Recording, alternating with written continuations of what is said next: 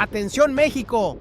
Sheinbaum pulverizó a 289 ratas de cuello blanco que le robaban al pueblo con papel y tinta. Creían que el sistema los protegía. Se equivocaron de forma catastrófica. Mientras tú pagabas tus impuestos puntualmente, 289 empresas y personas en este país encontraron la forma de no pagar nada. No con pistolas, no con violencia, con papel y tinta, con facturas falsas, con un esquema tan sofisticado, tan protegido, tan tolerado por el viejo régimen que durante más de 3 décadas nadie lo tocó, nadie se atrevió.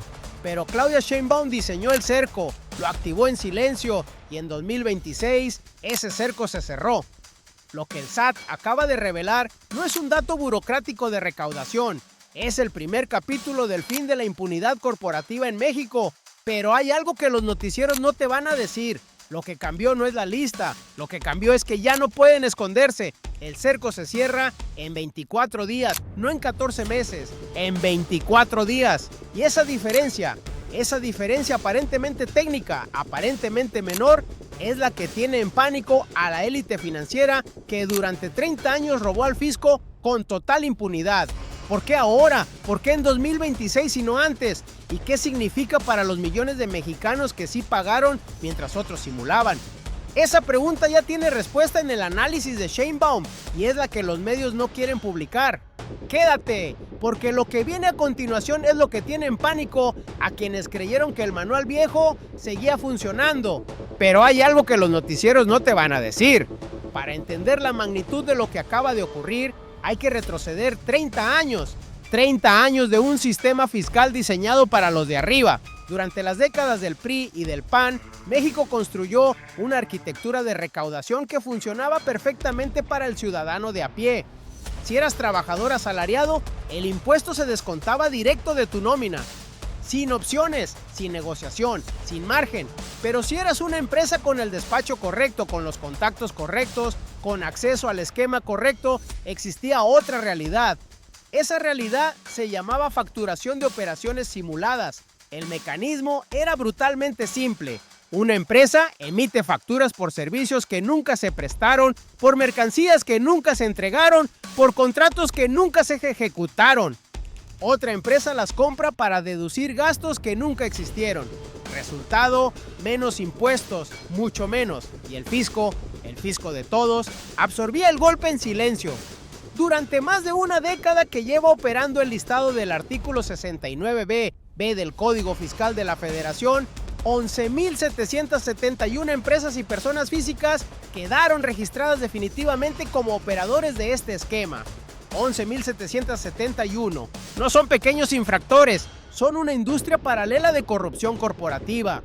Y el procedimiento para investigarlos, detectarlos y bloquearlos podía durar más de un año. Un año durante el cual seguían operando. Un año durante el cual seguían emitiendo facturas falsas. Un año que era, en realidad, su escudo de impunidad. Eso era lo que el viejo régimen llamaba Estado de Derecho. Ese fue el tablero que heredó Claudia Sheinbaum. Y ese fue el tablero que decidió rediseñar desde la raíz. Y entonces llegó el dato que lo cambió todo. La élite corporativa cometió 3 errores. 3 errores que en su momento parecieron decisiones inteligentes. 3 errores que en retrospectiva aceleraron su derrota. El primero lo cometieron durante 30 años. Desde 1994 hasta 2018, las empresas que operaban esquemas de facturación falsa tomaron una decisión que parecía perfectamente racional: institucionalizar el fraude. No lo ocultaron del todo, lo normalizaron. Lo convirtieron en práctica estándar de optimización fiscal, en el lenguaje cuidadoso de sus despachos. Construyeron una red tan grande, tan extendida, tan integrada al sistema financiero, que asumieron que ningún gobierno se atrevería a desmantelarla sin colapsar parte del tejido empresarial del país. Era la teoría del too big to touch, demasiado grande para tocarlo. Lo que no calcularon era que esa expansión estaba creando el mapa más detallado y completo de su propia red. 11,771 RFC registrados como operadores definitivos de facturas falsas. 11,771 direcciones, nombres, conexiones, flujos de dinero. El SAT tenía el mapa completo, solo faltaba la decisión política de usarlo. Detente un segundo aquí, porque lo que sigue es más importante. El segundo error lo cometieron en 2025, cuando el SAT comenzó a acelerar su operativo y detectó 268 presuntos emisores y deductores de facturas falsas en los primeros 5 meses del año. La élite corporativa interpretó la señal equivocada. Vieron los números, los analizaron y concluyeron que el sistema seguía siendo lento, que los procedimientos administrativos seguían siendo su aliado, que el tiempo, su arma histórica, todavía funcionaba. De esos 268 detectados en 2025, solo 6 seguían en estatus de presuntos al cierre del año. El resto ya estaba inscrito definitivamente. Pero la élite no leyó eso como una aceleración, lo leyó como el proceso normal. Lo que no vieron, lo que deliberadamente no quisieron ver, era que mientras ellos analizaban las cifras de 2025, el gobierno de Sheinbaum ya estaba impulsando la modificación al Código Fiscal de la Federación que cambiaría todo. Lo que no calcularon era que ese proceso, que en 2025 tardaba meses, en 2026 iba a tardar 24 días. 24 días. Pero la pregunta que nadie en Washington está respondiendo es esta. El tercer error lo cometieron en los primeros meses de 2026. Cuando el nuevo mecanismo entró en vigor, cientos de empresas vinculadas a la venta de facturas falsas continuaron operando, con el manual viejo, con la lógica vieja, con la certeza de que habría tiempo para maniobrar, para negociar, para dilatar. Esa certeza fue su sentencia, porque para mediados de 2026, el administrador general de recaudación del SAT, Gary Flores, ya podía anunciar públicamente que se habían listado 903 emisores de facturas falsas en lo que iba del año, y que se habían suspendido sellos, la capacidad de emitir comprobantes fiscales a 7,300 contribuyentes. 7,300 no pudieron maniobrar. No hubo tiempo para dilatar. El cerco se cerró en 24 días y ya estaban adentro. Ese tercer error fue lo último que calcularon mal, porque para entonces Sheinbaum ya tenía el tablero rediseñado. Mientras la élite corporativa operaba con el manual viejo, Claudia Sheinbaum construía con el manual nuevo, en silencio, con precisión de ingeniera, con la frialdad de quien ya conoce el resultado final. El primer movimiento fue la modificación legislativa.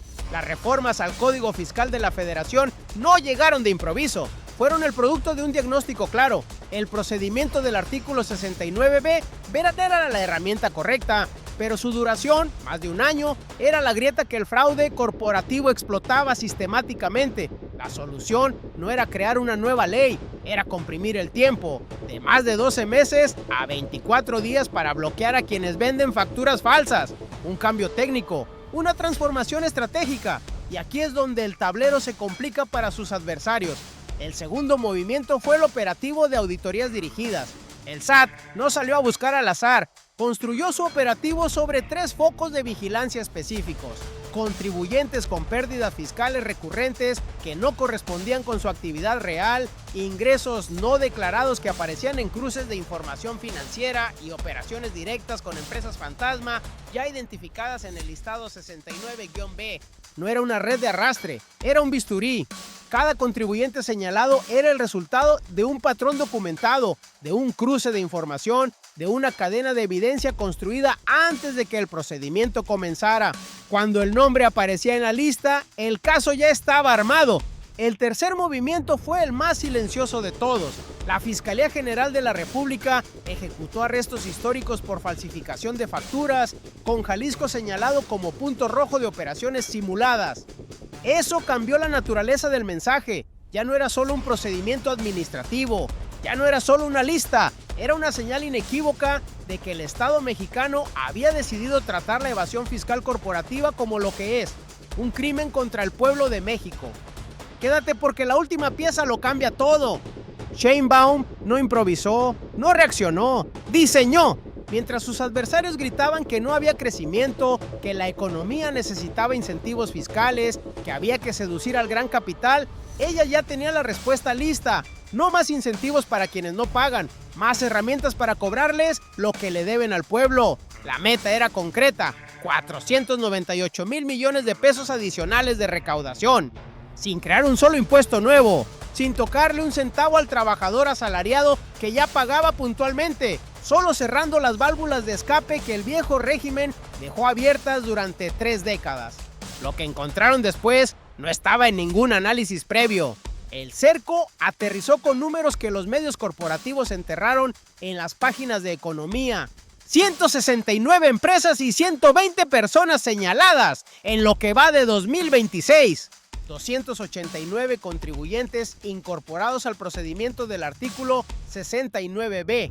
Un incremento del 7,8% respecto al año anterior, y detrás de cada número, una historia de dinero que le pertenecía al pueblo de México y que alguien decidió que era suyo.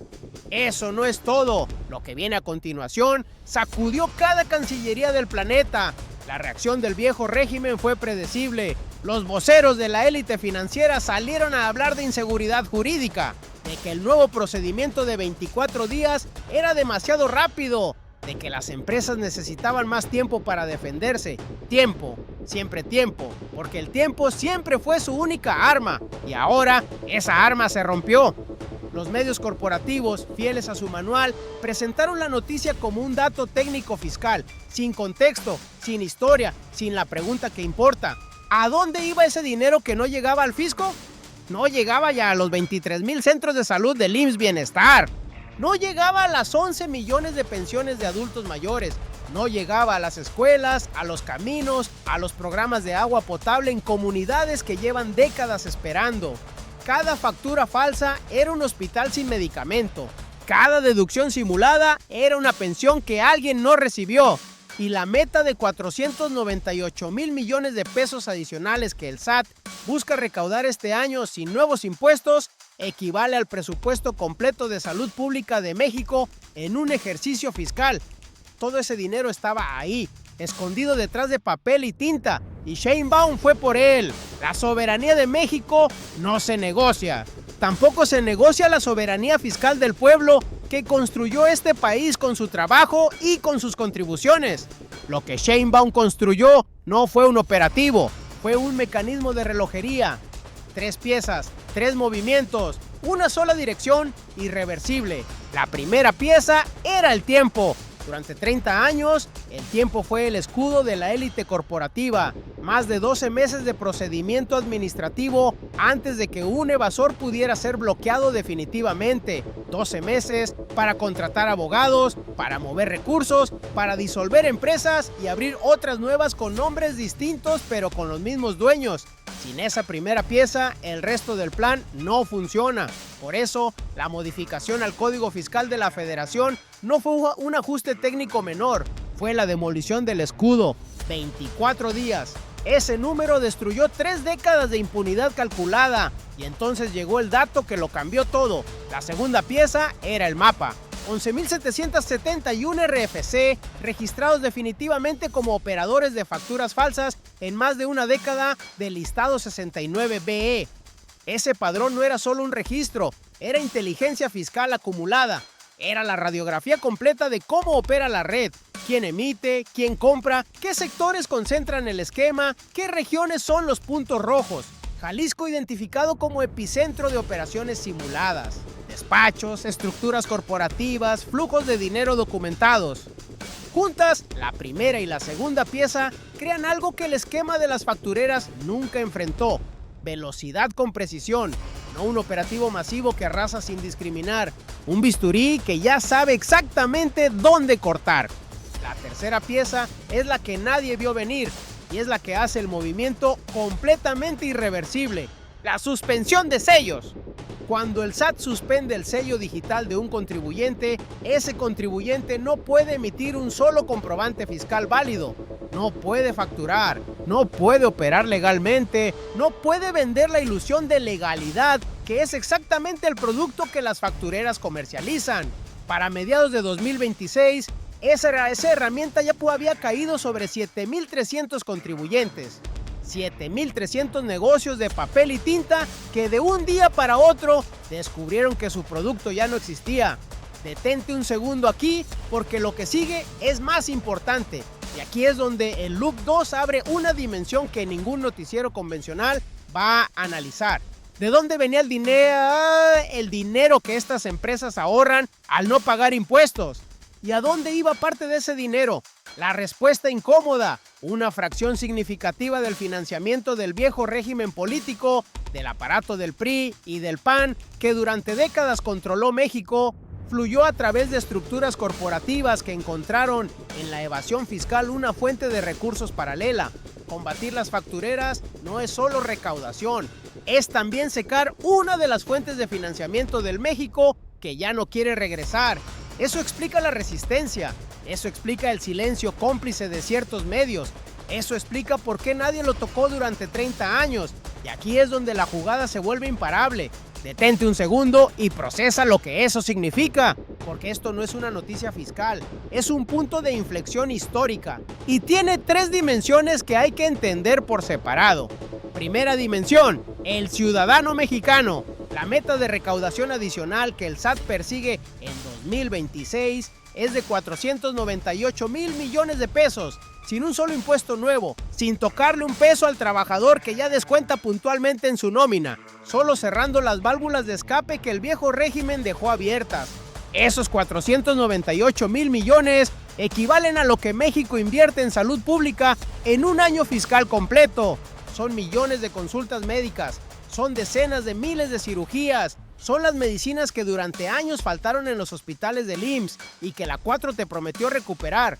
Cada factura falsa bloqueada es dinero que regresa al circuito del pueblo, no como eslogan, como transferencia concreta de recursos de quienes los robaban hacia quienes los necesitan. Eso explica el movimiento. Lo que sigue explica la magnitud. Segunda dimensión, México como nación soberana. Durante 3 décadas, el argumento del gran capital fue siempre el mismo. Si me presionas, me voy. Si me cobras lo que debo, invierto menos. Si me fiscalizas, genero menos empleo. Era el chantaje estructural del neoliberalismo, la amenaza permanente de la fuga de capitales como mecanismo de control político sobre cualquier gobierno que intentara cobrar lo que la ley ya establecía.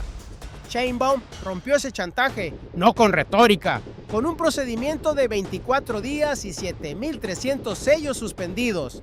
El mensaje al gran capital es inequívoco. En el México de la Cuarta Transformación, la ley se aplica por igual. No existe la categoría de demasiado grande para pagar. No existe el privilegio corporativo que durante décadas sustituyó a la obligación fiscal. La independencia económica de México no se construye solo con inversión extranjera, se construye también con recaudación soberana de lo que ya le pertenece al Estado. Tercera dimensión, el precedente para el sur global. México no está solo en esta batalla. Brasil lleva años enfrentando esquemas similares de evasión corporativa mediante facturas falsas. Argentina los combate con herramientas menos precisas y mayor resistencia política. Colombia, Perú, Ecuador. El mismo esquema, los mismos actores, la misma impunidad histórica. Lo que México está demostrando en 2026 es que es posible desmantelar una red de evasión corporativa institucionalizada sin crear nuevos impuestos, sin paralizar la economía y sin ceder ante el chantaje del capital financiero. El orden unipolar no está en crisis, ya murió. Y desde sus cenizas, México está ayudando a escribir las reglas del nuevo mundo. Un mundo donde la soberanía fiscal no es una aspiración, es una política de Estado con mecanismos concretos, con plazos de 24 días y con listas de 11,771 nombres. Pero lo más poderoso no era lo que se veía. Claudia Sheinbaum ha sido consistente en un mensaje que sus adversarios siguen sin querer escuchar. Su posición oficial es esta: el combate a la evasión fiscal no es persecución al sector privado. Es la garantía de que las reglas del juego aplican para todos por igual. Es la condición mínima de un Estado que se respeta a sí mismo. Es la diferencia entre un gobierno que gobierna y uno que administra los privilegios de otros. 4 oraciones, sin adjetivos innecesarios, directas, pero escucha con atención lo que hay detrás de cada una. Cuando Sheinbaum dice que el combate a la evasión no es persecución, no está hablando solo de política fiscal. Está enviando un mensaje directo a los despachos jurídicos que durante décadas construyeron los escudos legales de las factureras. El Estado ya no negocia su autoridad recaudatoria. Cuando dice que las reglas aplican para todos por igual, no está hablando solo de igualdad ante la ley. Está enviando un mensaje directo a la élite financiera que creyó que su tamaño la protegía. La categoría de intocable ya no existe en el diccionario fiscal de este gobierno. Cuando dice que es la condición mínima de un Estado que se respeta, no está hablando solo de instituciones. Está enviando un mensaje directo a los medios corporativos que presentaron estas acciones como riesgo para la inversión. Un Estado que no recauda lo que le corresponde no es un Estado confiable para nadie. Y cuando dice que es la diferencia entre gobernar y administrar privilegios ajenos, la declaración ya no necesita análisis adicional. Eso es todo. Eso es Sheinbaum. No reaccionó, no improvisó, diseñó, ejecutó y cuando habló ya había ganado. La soberanía de México no se negocia, tampoco se improvisa. Se construye con cada sello suspendido, con cada RFC bloqueado, con cada 24 días que cierran, lo que antes tardaba 14 meses en cerrarse. Lo que más poderoso no era lo que se veía, era la arquitectura invisible que ya estaba operando antes de que el primer nombre apareciera en la lista. Pero hay una pregunta que este análisis todavía no puede responder, y es la pregunta más importante. El SAT no ha actualizado su listado global de contribuyentes definitivos más allá del cierre de mayo de 2026. Eso significa que los cientos de RFC bloqueados entre junio y julio, los contribuyentes procesados bajo el nuevo mecanismo de 24 días, los 7,300 con sellos suspendidos que están en proceso de resolución definitiva, todavía no aparecen en el registro público. La cifra real de evasores bloqueados en el primer semestre de 2026 es más grande de lo que los números publicados muestran. ¿Cuánto más grande? ¿Cuántos millones de pesos recuperó efectivamente el SAT con este nuevo mecanismo en su primer semestre de operación? ¿Cuántas de esas 7,300 empresas con sellos suspendidos ya fueron declaradas definitivamente evasoras? El SAT tiene esa cifra. Nosotros la seguimos y cuando se publique vamos a estar aquí para desmenuzarla. Dale like si llegaste hasta aquí porque esto apenas comienza. México llegó a este momento con un listado de 11,771 evasores acumulados en más de una década. Ahora tiene un mecanismo que los procesa en 24 días, un operativo activo sobre 7,300 contribuyentes y una meta de 498,000 millones de pesos adicionales que no depende de ningún organismo internacional, de ningún préstamo externo y de ninguna concesión al gran capital. Depende de cobrar lo que ya era de México.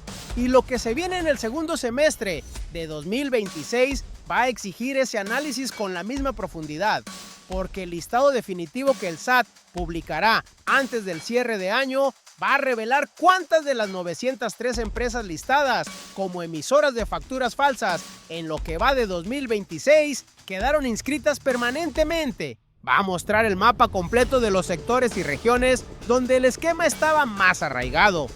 Va a responder si Jalisco sigue siendo el punto rojo o si el operativo lo desactivó. En el próximo análisis vamos a desmenuzar esa publicación del SAT en detalle, porque lo que está bien a punto de pasar con el listado definitivo del segundo semestre va a cambiar la conversación sobre soberanía fiscal en México de forma permanente y vas a querer estar aquí cuando ocurra. Dale like si llegaste hasta aquí porque esto apenas comienza. Recapitulemos lo que pasó, lo que realmente pasó, lo que ocurrió. El SAT identificó en lo que va de 2026 a 169 empresas y 120 personas vinculadas con esquemas de facturas falsas. 289 contribuyentes incorporados al procedimiento del artículo 69B, un incremento del 7,8% respecto al año anterior. 903 emisores de facturas falsas listados, 7,300 sellos suspendidos y un mecanismo nuevo que comprime el proceso de más de 12 meses a 24 días. Esos son los hechos, los que los medios corporativos enterraron en las páginas de economía como si fueran un boletín técnico de recaudación. Lo que hizo Sheinbaum, diseñó en silencio la modificación al Código Fiscal que destruyó el escudo histórico de las factureras. Activó un operativo de auditorías dirigidas con bisturí, no con red de arrastre. Autorizó los arrestos históricos de la Fiscalía General de la República que convirtieron la evasión corporativa en lo que siempre fue, un crimen. Sheinbaum no reaccionó, diseñó, no improvisó, ejecutó y el patio trasero se convirtió en potencia fiscal. ¿Por qué importa? porque 498 mil millones de pesos adicionales sin nuevos impuestos es la demostración práctica de que la cuarta transformación no necesita ajustes fiscales que golpeen al trabajador, necesita cobrarle al que siempre debió pagar y nunca lo hizo. Eso es soberanía fiscal. Eso es la diferencia entre un gobierno que administra privilegios ajenos y uno que gobierna para el pueblo que lo eligió. Al principio de este análisis te preguntamos ¿por qué en 2026 y no antes? Ahora tienes la respuesta, porque antes no había un mecanismo de 24 días. Antes no había voluntad política para aplicar la ley por igual. Antes, el manual viejo seguía funcionando para quienes sabían usarlo. México ya no está solo frente a la evasión corporativa. Tiene el mapa, tiene el mecanismo y tiene a la presidenta que decidió usarlos. Si este análisis te abrió los ojos sobre lo que realmente está en juego, dale like ahora mismo. Cada like le dice al algoritmo que este tipo de contenido importa, el que no te van a dar los noticieros de siempre. Suscríbete al canal y activa la campana, porque lo que viene en los próximos días va a necesitar análisis así de profundo y vas a querer estar aquí. ¿Crees que la élite corporativa vaya a encontrar la forma de adaptarse al nuevo mecanismo de 24 días? ¿O ya es demasiado tarde para dar marcha atrás? Escríbelo en los comentarios, porque nosotros seguimos el dinero, y el dinero, por primera vez en 30 años, está regresando a donde siempre debió estar, con el pueblo de México. ¡Qué momento para estar vivos y ser testigos de esta transformación!